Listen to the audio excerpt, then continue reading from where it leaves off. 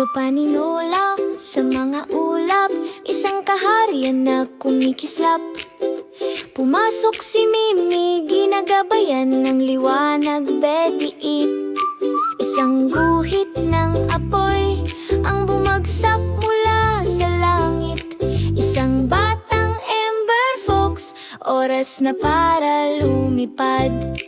Sa isang makinang na portal, pumasok si Mimi sa mga ulap, kung saan nakatago ang mga lihiman. Ang langit ay kumikislap, nagsimula ang bagyo. Isang portal ang nagbukas at umiikot si Mimi. Ang naglalagablab nitong buntot, kailangan nating pasinungalingan ito. Sa mga ulap, matibay ang puso, Mimi.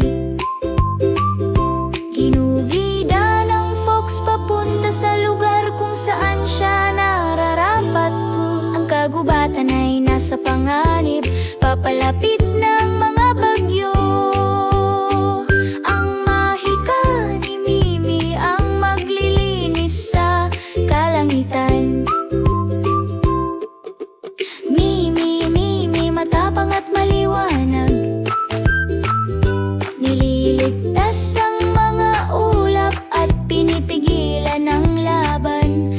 Sa apoy at mga bagyo, siya ang magliliwanag ng daan.